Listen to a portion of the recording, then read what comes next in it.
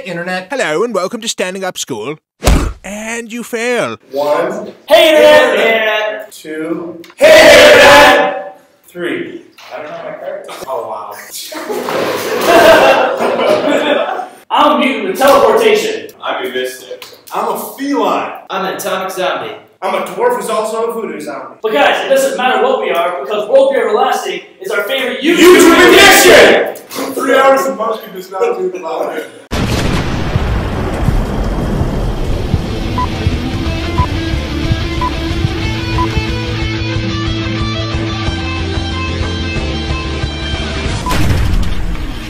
This episode of Worldview Everlasting is brought to you by the letter Awesome, the numbers Sweet Action, and Issues Etc.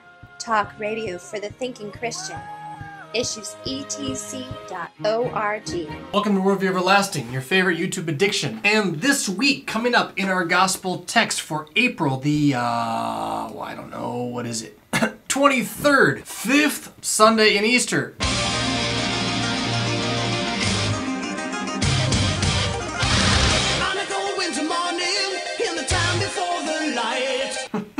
I know the text. It's John chapter 13 verses 31 to 35 or John chapter 16 verses 12 to 22, which is interesting on a whole host of levels, such as, well, why do you get to choose? And I'm not sure I got an answer for that for you today. But it's interesting because, you know, a few weeks ago on Monday, Thursday, you got to choose between Luke 22, 7 to 20 and this same John chapter 13 verses 31 to 35 text with some other verses thrown in, and you're like, oh, it's chaos everywhere. Well, anyway, so which one are we going to talk about today? Sorry if it's not the one you're preparing for, but I kind of got pulled in this morning to John chapter 13, 31 to 35 because it's such a fascinating text. A new command I give you, Jesus says. New lawbringer Jesus, the great Moses, who teaches you that if you don't love other people, you're not really a Christian, because that's what it's all about, right? How you gotta love other people, and then they'll know we are Christians by our love, and they will know we are Christians by our love, and save each man's pride and all that stuff, yeah? I have no idea how to breathe. That's what this text is from, and it's like got a long history of being understood this way. So I got drawn in and said, well, what does the Greek actually say? I mean, is it possible? Is it just possible that maybe Jesus isn't really here to teach us about us? Not that he's against love, like he's all for love. I mean, he's just washed his disciples' feet and stuff, but maybe there's more going on than we're just getting on the surface reading of quoting one verse apart from its context. Know what I'm saying? Oh, there we go. Yeah. So, hey, check this out then. Here's the crazy thing. Just a few verses prior, in John chapter 13, verse 1, there's been this like little often misread line, throwaway kind of line, which distinguishes everything which came before in the Gospel of John with everything that comes after. John is known for having at the beginning and end of his Gospel a prologue and an epilogue with the story landing in the middle, but that story has two major parts. Everything leading up to the night Jesus was betrayed, which takes you up until, chapter 13 or so, and everything that happened after Jesus was betrayed. And right in between these two things is this line that sometimes gets interpreted, say, by the Quakers to believe that Jesus is teaching that foot washing is kind of the most important thing he possibly could have ever taught anyone ever, but they're missing the point that this is a transition and everything which follows this verse is being set up by this verse, not just the immediate proceeding context, but the entire thing all the way up to the lifting up of the Son of Man on a pole like a snake as he prophesied he would do way back in John chapter 3. Here's the verse, John 13 verse 1. Now, before the feast of Passover, when Jesus knew that his hour had come to depart out of this world to the Father, having loved his own who were in the world, he loved them to the end, to the telos, to the completion, to the I'm on the cross hanging saying it is finished word, yeah? He loved them to the finish. It is finished. This is more than just, oh, by the way, I'm going to wash your feet and that's what it's all about. This is a cross saga has begun. John 13 verse 1. Having introduced this cross saga, this completion of all things in the death of Jesus, John then parallels two little stories with each other. And this is common. John's been paralleling stuff all the way through his gospel, from Nicodemus and the woman on the well, to the healing of a Roman official's son compared to the healing of a Jew by the pool of Bethesda, to the feeding of the 5,000 and the walking on water. I mean, there's just these parallels going on all the way through the book. And in chapter 13, right after he gives this, here's the finish, here's the big thing, he compares two things. Jesus washing his disciples' feet and Jesus' betrayal. Yeah? Jesus cleaning his disciples by giving them what they need to have faith in him, key, and the rejection, the letting go of the son of perdition, who walks of his own accord into the wicked one's lair to die eternally, probably. Yeah? So that after receiving a morsel of bread, Judas went out and it was night. Light versus darkness, all this stuff also going on throughout the Gospel of John. Night's not a good thing. Don't want to be doing stuff at night, Judas. Nope, nope. Oh, you're just not going to go well. Lots of foreshadowing, yeah? And it is right after that, after this parallel stories. So you got verse introducing entire cross saga, parallel stories, and then, bam, our text that we're in right now where Jesus introduces this word entole, command, which prior to this chapter has only been spoken 3 times, but following this chapter is going to be spoken no less than 8 times in the next 3 chapters. This entire segment of Jesus just speaking, he's going to say this word over and over and over again. And so if we miss what this word's about, we're actually missing the backbone, the structure of everything that he's saying right up to the point where the soldiers take him away. Yeah? So we've got, again, see the structure. Jesus loved them to the finish. Parallel, washing feet, Judas' betrayal, the command narrative of the saga up until it is finished on the cross. Actually, that's not quite fair because you have the whole Pilate issue in between as well. I wonder who Pilate is compared to. Maybe Peter? Interesting. See the parallels? They're there, baby. All right, so zooming in then, we've got to make sense of this section rightly, this 31 through 35 rightly. Otherwise, we're going to miss the meaning of that word command all the way through. And here's the issue. So,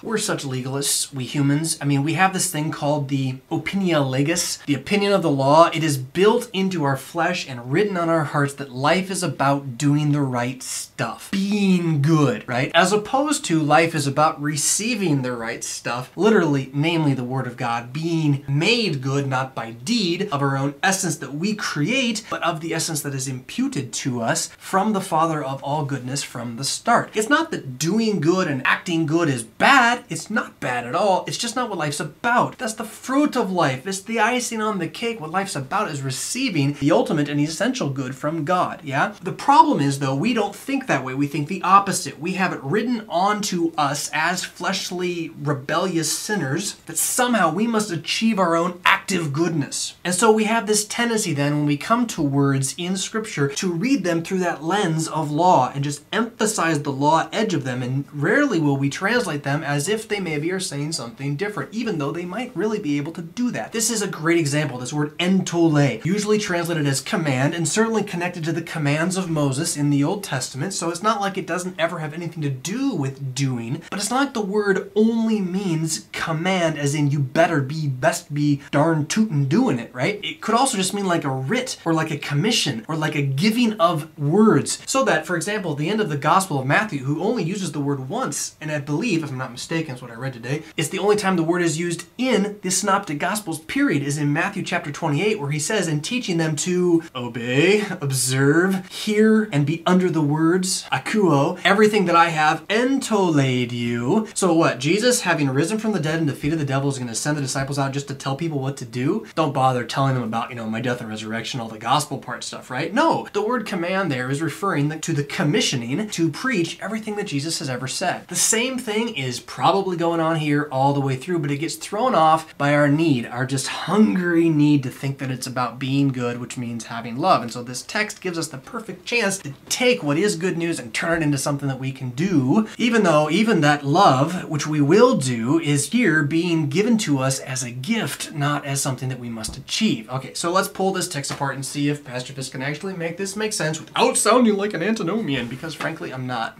Watch this.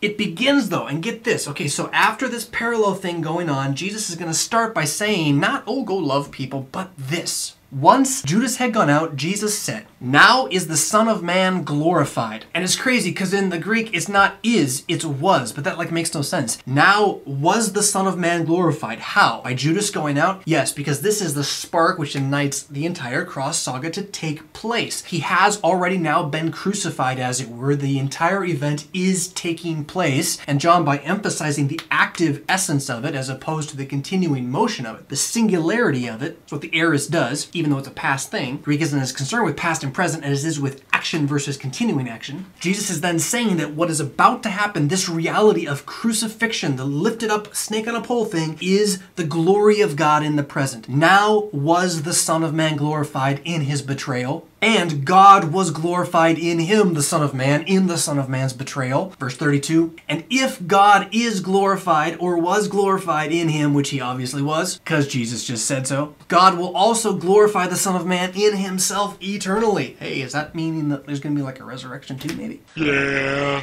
And glorify him at once? Or is it meaning that God is actually going to pour out his wrath on Jesus and crush him willfully as the sin-buying atonement payment? Yeah? Or maybe some of both. So the glory is the cross. The glory is the suffering. The glory is the self-sacrificial giving of what is not deserved. Buyback from sin.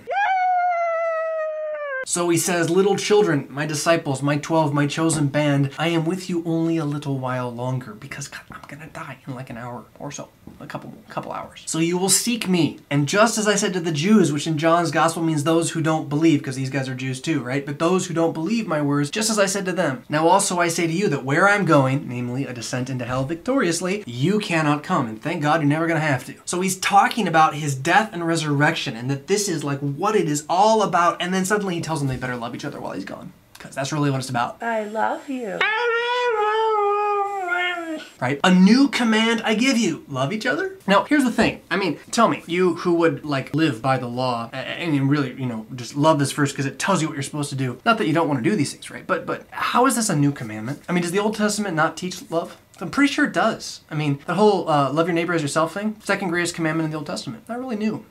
So how is this new? Well, it's not new. But you know what's new? All the stuff about him dying and rising and the Father glorifying him through this crucifixion. That's pretty new. So maybe if we like subtract the word entole from the English emphasis of the legalistic command, do it, better do it, obey language, and put it into the phrase of commission, as in sending a writ, a knowledge, a truth out into the world, a new commission, a new reality, I am giving to you as Jesus. And now here's the thing. Okay, but wait, but doesn't he say love one another after this? Here's the thing. No, he doesn't say imperative, love one another. He says subjunctive, in order that you might love one another. A new commandment, really, a new commandment I give you in order that you may love one another. Now, the crazy thing about this is that phrase like that right there fits perfectly with the Lutheran teaching of justification by grace alone, through faith alone, without any works, which in turn produces good works. That is, I give you a new commission, the reality that I have died and risen for you, and the result of this will be that you actually are going to love one another. Whoa.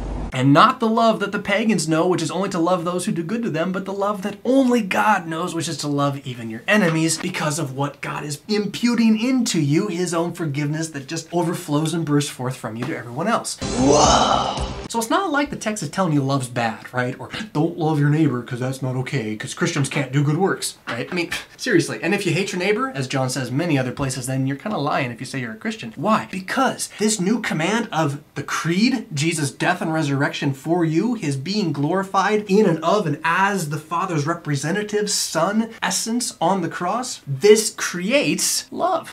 So Jesus says, all that's following, all that I'm going to do, this entire new commission of the proclamation of my death until I return is in order that to create love amongst you just as I have loved you. And here's where you kind of got to pull yourself back from the English text and realize that there are no punctuation markers in the Greek. So even the Greek editors have like done this thing where they're forcing you to read the text a certain way, but pull it back and rewrite the punctuation. Take away the colon after the word another and put a period after the word you in the phrase just as I have loved you. A new commandment I give you in order that you might love one another just as I have loved you. That is, so that my love will now be in you and come out through you through the proclamation of who I am and what I've done for you. Yeah? And then recognize there's some words missing in the English text because they really want to make this a command, but the thing is, there's another in order that and another subjunctive and another word called kai, which means and or also that's taking place in that next section. So take away the period at the end of verse 35, which doesn't have to be there. And now you have it saying, not just in order that, but so that even you may love one another by this, definite pronoun undefined at this moment, by this thing the world all will know that you are my disciples. By this thing the love, or by this thing the new command, which is the proclamation of my crucifixion as the finishing of all things. If,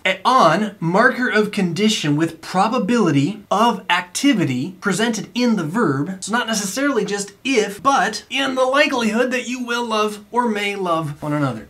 So you hear what he's saying? Now, at this telos end of time cross, the Son of Man, the Christ, is glorified and the Father is glorified, and he is glorifying the Son of Man in this amazing action. And this is the new commission which I give you to know and to believe, with the result that you will love one another in the exact same way that I currently am loving you by doing this for you. And so that you will love one another, this proclamation, this confession, this truth will be the sign to the entire world that you are set apart as ones who will and can and shall love one another. Think about it though. Now, it's that last section that's a little bit tougher to wrap, but I think the thing is, follow this command structure now all the way through the rest of the gospel, the next 3 chapters. Because if it's all about loving each other, then a lot of what Jesus says after this is just kind of weird. You know, I am the way and the truth and the life kind of stuff. If you love me, then you will keep my commandments, John 14:15, and I will ask the Father, and he will give you another helper to be with you forever, even the Spirit of love? No, the Spirit of truth. And is this only a result of our being good? You only get the Spirit when you've kept the commandments? Or do you get the Spirit when the commission to preach Jesus Christ crucified actually is preached to you and you hear these words about him? Yeah? 14:21, whoever it is that has my commandments and keeps them, he it is who loves me. Who keeps my actions, the things I command you to do? Or is this bigger? Does this include everything that he's ever said? Well, gee, when 2 verses later in 14:24 he says, whoever does not love me does not keep my words, and the word that you hear is not mine but the Father who sent me. Well, this should be a big tip-off. Then it's just a little bit more than simply a command to go do stuff.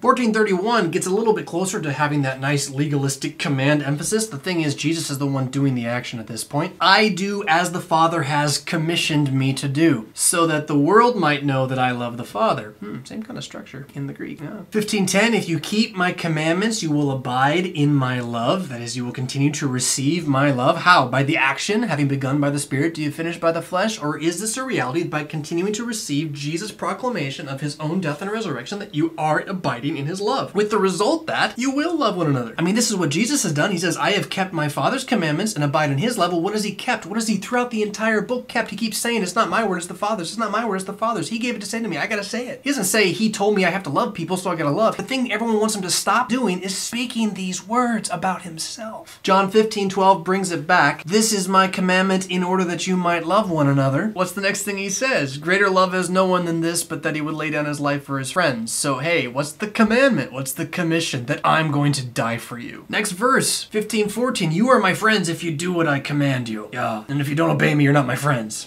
Or can you maybe look at that word poieo and read a little bit further in the Greek lexicon to see that it doesn't just mean make or do, but has this emphasis on simply bringing forth. So here's my commandment, which will create love in you, that there is no great love except this, that I am laying down my life for you, and you are my friends if you bring this word forth. Confess ye the faith. Yeah. By that, the world will know that you're my disciples, that you confess this cross, and the result will be you will love each other. You're going to. That's what it does. That's what this word does. I know. We think the law has to be used to make people good, but no. See, this is just the crazy thing. The word of God is living and active, sharper than any two-edged sword. And as St. Paul says, the law comes to increase the trespass. The thing that increases good, actual, authentic, faithful works is forgiveness. It makes no sense to the sinful flesh. That just doesn't make any sense at all. I get it. I know. We buck against it. But it's true. It's the only way that you're a Christian at all in the first place.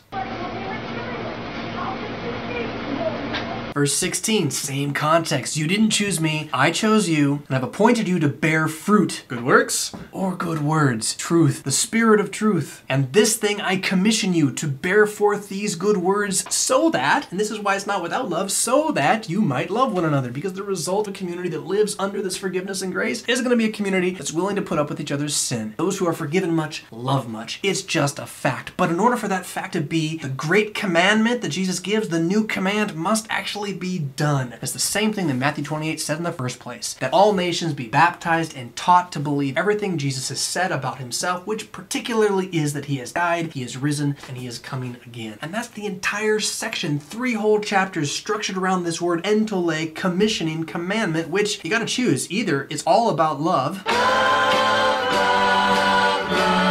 or it's all about Jesus! and there's ways to work around it, if you want it to be all about love, but the structure just doesn't seem to bear it up to me, and I don't know. I mean, you can be a faithful Lutheran and take it either way, but I'm gonna take it this way because it makes Jesus at the center just so very clear. And against the strawman argument, it does not undermine love and good works at all. In fact, as we confess in our confessions over and over again, it only increases good works to rightly distinguish law and gospel. And if the world hates you for this distinction and attacks you and says, but then nobody will ever be good, just know it hated Jesus first and actually killed him for this very kind of preaching. It took him to the telos, the completion, the fullness of time at that cross where he cried out, it is finished, it is accomplished once for all, and blood and water poured from his side, washing, cleansing, buying you are God. That's the new command which he has given to us. I am the vine, you are the branches. Gospel. Yeah, rock on. Knock, knock! Who's there? That door! Hey, did you know that carrots are good for your eyesight? You lied to me.